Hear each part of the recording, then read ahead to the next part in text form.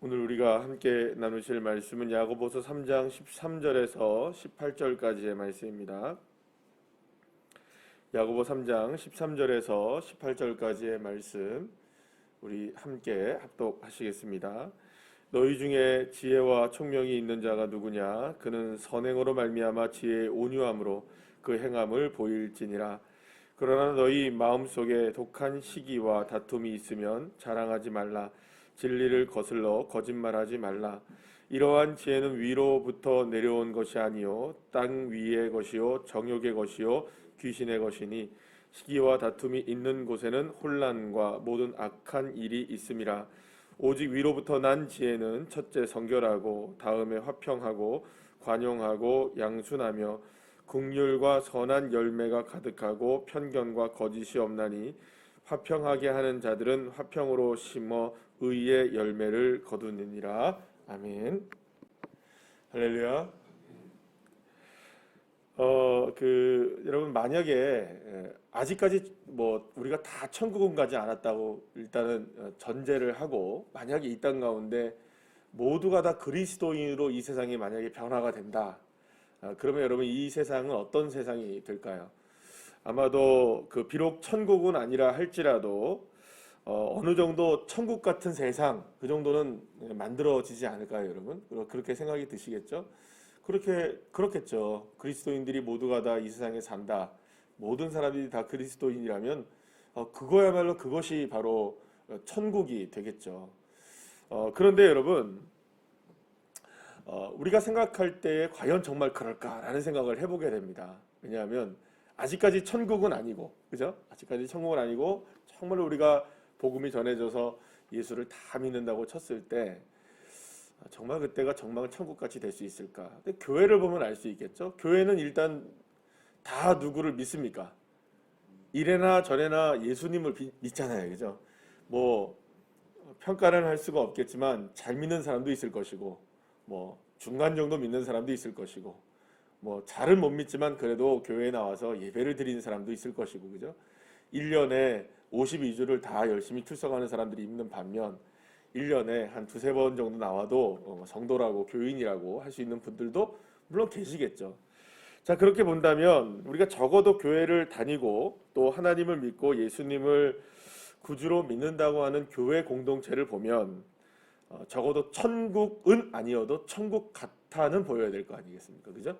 그러면 여러분 우리가 생각할 때 물론 우리 교회도 거기에 포함이 되고 또 한국에 있는 여러 모습들의 교회들도 다 포함이 되겠지만 이 땅에 있는 모든 교회들이 다 포함이 되겠지만 그러면은 현재 우리가 다니고 있는 교회든지 한국 교회든지 여러 가지의 교회들 속에서는 그러면 정말 천국 같은 교회일까요? 아니면 천국이 되려면 멀은 것 같으신가요?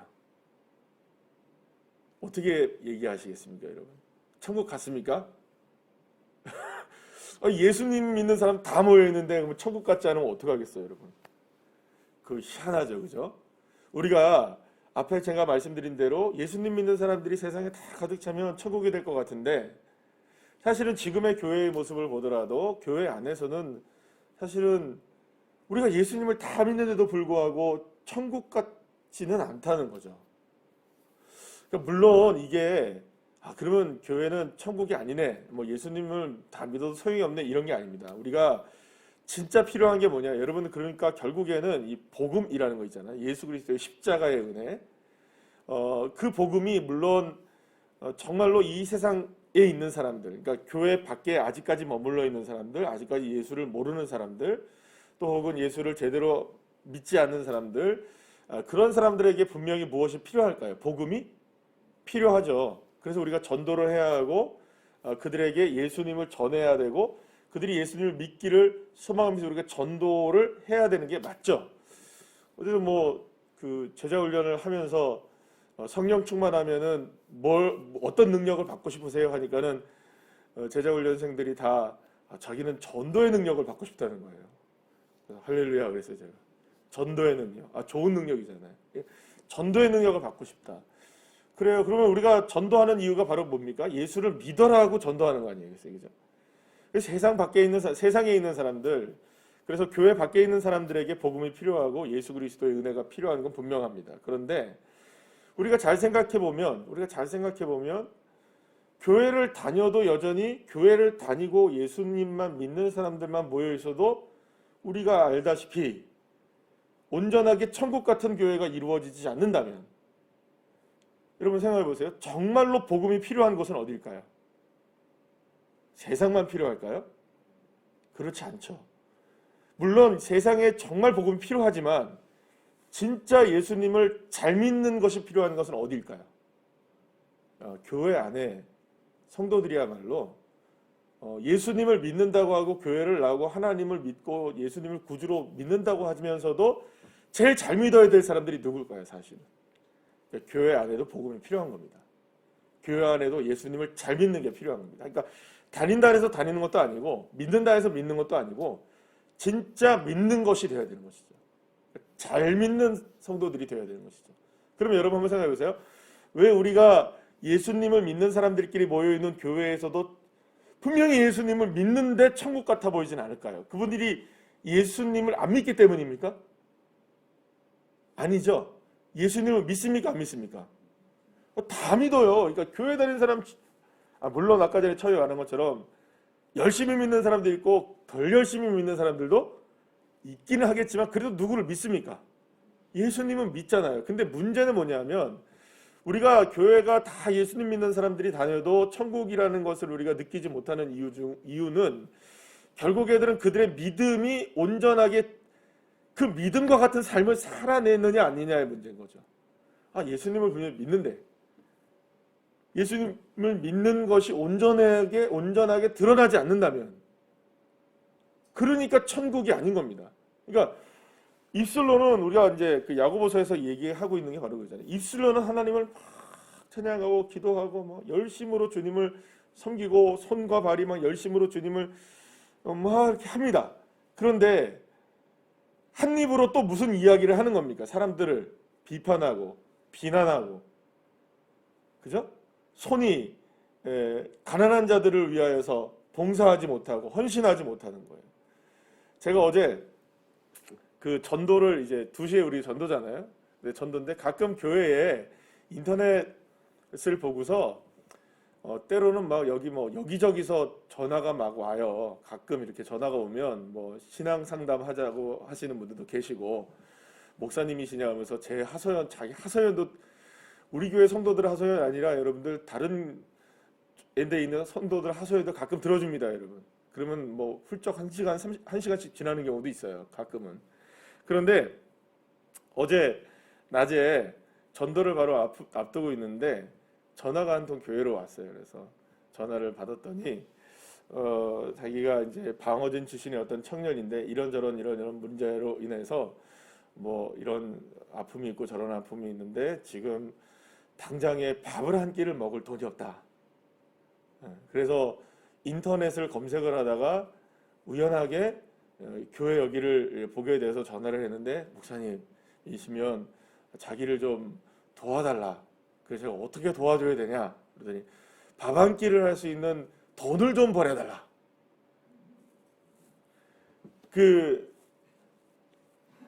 이제 딱 생각해 보니까 뭐 그런 일들을 뭐 여러 번 이렇게 당하고 겪고 이렇게 하니까요. 딱 들어보니까 그러면 지금은 어디냐 그랬더니 터미널 쪽에 있는데요. 그래서 터미널 쪽이면 삼산이에요. 내가 물었더니 예 그러더라고요. 울산 사는 사람이 터미널이라고 안 그러고 보통 삼산이라고 얘기하잖아요. 제가 딱 보니까 냄새가 나요. 이게 분명히 내가 볼 때는 한 80%는 이게 진짜가 아니고 뭐 이럴 수 있다는 생각이 들어요. 근데 갑자기 그때 판단을 딱 하려고 할 때 오늘 요즘에 우리가 뭘 지금 공부하고 있습니까? 야고보서를 하고 있잖아요. 이거 그러면 안 되겠구나. 내가 이분에 대해서 판단하지 말자. 이분이 얘기하는 게 설령 뭐 100%가 가짜고 거짓이라 할지라도 이분에 위해서 축복하고 이분을 위해서 기도하는 마음으로 섬겨줘야겠다. 그런 생각이 딱 들더라고요. 그래서 두말 않고 복음 전했습니다. 복음 전했어요. 교회를 다녀봤냐? 시작해가지고 잠시 동안이지만 그래 교회를 나가야 된다. 예수님 꼭 믿고 이제 성탄절이 다가오니까 당신을 구원하신 분이 예수님이라는 사실 잊지 말고 그러니까 뭘 받아야 돼요 그분이 송금으로 얼마를 받아야 되는 거예요. 약속은 안 했어요 아직까지. 그러더니 맨 마지막에 네 그러면서 그러면 언제까지 보내줄 수 있으세요? 네, 1시간 안에 보내드릴게요. 근데 뭐 하다 보니까 전도하고 나와서 뭐 하다 보니까 1시간이 훌쩍 넘었어요. 전화가 또 온 거예요. 언제 보내실 거냐고. 화가 조금 나려고 하는데 그래도 참았어요. 그래도 이분이 얼마나 힘들길래 그런가 싶어서 바로 이렇게 순금을 얼마를 이렇게 해드렸어요. 사실은 여러분 때로는 그 누구의 행동이나 어떤 사람들의 모습이 거짓인 거를 알기도 하고요. 때로는 어떤 모습이 우리의 눈앞에 차지도 않고 뻔히 보이는 문제가 보일 때도 있을 수 있습니다. 그죠? 그런데 우리 모두는 다 그리스도인이잖아요. 예수를 믿잖아요. 예수님은 우리의 연약함과 우리의 부족함과 우리의 죄인됨을 알고 우리를 구원하신 분이시잖아요.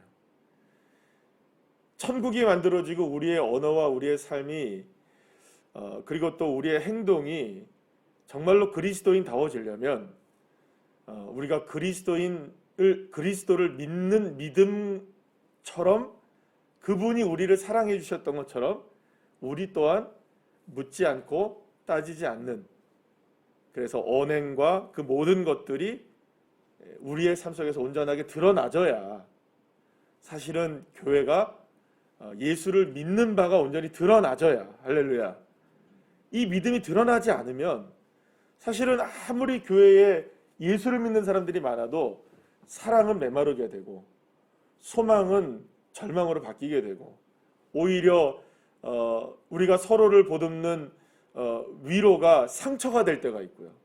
그러니까 오히려 역설들이 그렇게 일어나는 일들이 많아지는 거죠. 근데 중요한 거는 저와 여러분 모두가 다 어떤 존재들입니까? 다 상처 입기 쉬운 존재들입니다. 이 중에서 여러분들 아무리 우리가 보통 그러잖아요. 멘탈이 강하다. 강한 분 아무도 안 계십니다. 강할까요? 우리가 약할까요? 유리처럼 약합니다. 아주 얇은 유리처럼 턱하면 건들면 터집니다. 깨집니다. 멘탈 강하다 얘기해도 다 강한 거 아닙니다. 다 약합니다. 우린 다 상처 입기 쉬운 존재들입니다. 그러니 여러분 서로가 상처를 입을 수 있는 쉬운 존재들인 거예요. 그럼 우리가 잘 생각해보면 어디에 상처를 제일 많이 받나요? 우리 마음의 상처를 제일 많이 받죠. 우리 자아의 상처를 제일 많이 받죠. 그럼 상처를 받는다는 것은 아직까지 무엇이 살아있다는 걸까요? 내 자아가 살아있다는 거니까. 내 안에 누가 사시는데? 사랑하는 여러분, 내 안에 예수님 사십니다. 그러니까 주님이 내 안에서 내 마음을 가장 잘 아시잖아요. 상처 입기 쉬운 영혼이라는 것도 알고 계시고, 그래서 사실은 내가 상처를 잘 받으니까 나도 상처를 잘 주는 거예요. 그러니까 사실은 언어와 말이 이게 우리가 거칠어지고 힘겨워지는 이유 중에 하나가, 행동이 어려워지는 것 중에 하나가 우리가 상처를 받기 쉬운 자아들을 갖고 있고 아직까지 그 자아가 예수 그리스도 안에 온전히 통제를 되지 못하고 있기 때문이 아닐까라는 생각을 하게 됩니다. 그래서 결국에는 오늘 본문에서 말씀하고 있는 거 여러분들 여러 가지 얘기합니다. 너희 마음속에 독한 시기, 다툼, 거짓말 이런 것들, 정욕, 시기, 혼란, 모든 악한 일들, 이런 것들이 우리에게 정말로 많아서 우리는 자칫 조금만 우리가 방심을 하면 예수님을 믿어도 상처를 받기도 쉽고 상처를 주기도 쉬운 존재가 되는 거죠. 그런데 오늘 17절 말씀에 보면 위로부터 난 지혜는 이렇게 얘기합니다. 그러니까 우리가 믿음으로 행하는 삶은 어떤 삶이냐? 성결하고 화평하고 관용하며 양순하며 긍휼, 그다음에 선한 열매 가득하고 편견과 거짓이 없다, 이렇게 얘기합니다. 그러면 여러분 야고보서에서 야고보가 이야기하고 있는 이러한 모습, 이러한 마음과 이러한 행동, 이게 단순히 도덕적이고 윤리적인 높은 수준을 요구하는 것이냐? 물론 맞습니다. 그리스도인들에게 이 높은 도덕적인 윤리적인 수준을 요구하는 건 분명해 보입니다만, 그러나 이것을 우리가 의무나 짐으로써 우리가 만약 이거를 행한다 하면요, 하나도 못합니다. 여러분, 내가 성결해야지 해서 성결해 줄 수 있는 사람이 있습니까? 없습니까? 아무도 없습니다. 우리가 긍휼을 베풀고 살아야지, 거짓 없어야지 우리가 다짐한다고 됩니까? 그래서 안 됩니다. 우리는 누구를 믿는 믿음 밖에는 이것을 행할 수 있는 능력이 없습니까? 예수 그리스도가 내 안에 계시고 그분을 늘 언제나 고백하며 살아갈 때, 여러분, 우리는 늘 언제나 실패합니다. 우리는 늘 언제나 넘어집니다. 죄 안 짓나요? 우리가 다 죄 짓습니다. 우리가 부족하고 연약합니다. 그러나 부족하고 연약함을 알고 죄를 지어도 그 자리에서 누구를 찾아야 될까요?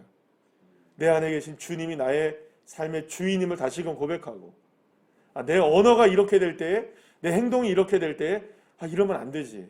다시금 주 예수 그리스도를 생각하며 이 거짓된 마음을 다시금 선한 신실한 마음으로 바꿔나가는, 주님을 바라보는 믿음 이외에는 그 믿음으로 우리가 행할 수 있는 다른 길이 열려지지 않는다는 겁니다. 그래서 여러분, 날마다 그리스도인들에게 더욱더 필요하고 날마다 새롭게 갈망해야 될 대상은 누구냐? 우리가 믿음으로 어떤 행함을 이루어야지라는 것이 아니라 그 자리에서 누구를 늘 언제나 바라보는 것일까요? 예수 그리스도를 바라보며. 그래야 천국이 이루어지죠. 그러니까 아무리 믿는다 해도, 교회를 다녀도 그 사람이 삶을 통해 예수를 바라보지 않으면, 삶에서 예수님을 고백하지 않으면, 삶에서 예수 그리스도를 인정하지 않으면 이러한 우리의 믿음의 삶이 온전하게 드러나지 못하게 되는 것이죠. 사랑하는 예수님께서 이 땅에 이제 오신 성탄절이 내일입니다. 우리가 성탄절을 기다리면서 저와 여러분에게 예수님이 이루셨던 것은 몸소 무엇을 이루신 겁니까? 성육신을 이루신 거죠. 행하신 겁니다. 믿음으로 행하신 거예요. 나의 뜻대로 마옵시고 누구의 뜻대로? 아버지의 뜻대로 순종하신 것이죠. 그러면 계속해서 주님은 누구를 바라보셨을까요? 예수님도 끊임없이 누구를 바라보십니까? 하나님이신 예수님이신데도 그분도 하나님을 계속 바라보셨던 거예요. 설령 우리의 삶이 아무리 믿음이 좋다 할지라도, 때로는 아무리 믿음이 연약하다 할지라도, 그 자리에서 우리가 주 여호와 하나님, 우리 주 예수님, 우리 성령님을 온전히 바라보는 삶을 살지 않는다면 우리의 삶 속에서는 이러한 위로부터 난 지혜의 삶을 온전히 살아낼 수가 없는 것입니다. 그래서 오늘도 정답은 예수님이십니다. 여러분, 오늘도 우리의 삶 속에서 예수님 바라보시면서 예수님의 은혜를 갈망하면서 그분으로 내 자아를 죽이고 예수님은 내 안에 사신다는 사실을 믿는 믿음으로 승리하셔서 오늘도 하나님 앞에 영광 돌리는 삶을 살아가는 저와 여러분 되시길 간절히 축복합니다. 기도하시겠습니다.